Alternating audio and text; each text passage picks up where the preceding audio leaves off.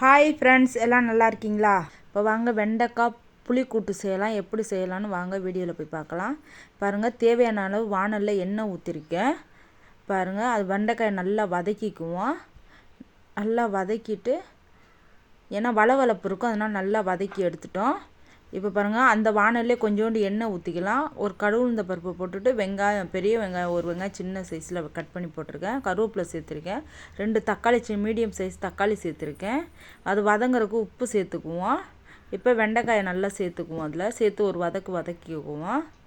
உப்பு ஏன்னா வதக்கிறதுக்காக தக்காளி வெங்காயத்தில் போட்டதுனால வெண்டைக்காய் போடல, பார்த்துக்கிட்டு போடுங்க. மஞ்சத்தூள் ஒரு சின்ன சிட்டிகை, மிளகாத்தூள் ஒரு ஸ்பூன், ஏன்னா வெண்டைக்காய்க்கு தகுந்த மாதிரி நீங்கள் போட்டுக்கோங்க. பாருங்கள், ஒரு எலுமிச்சம்பழம் அளவுக்கு புளி கரைச்சி அதில் நம்ம சேர்த்துக்குவோம். கொதித்து ரெடி ஆயிடுச்சு ஃப்ரெண்ட்ஸ். இங்கே பாருங்கள், சாதத்தில் போட்டு போயிட்டு சாப்பிட்லாம். பாய்.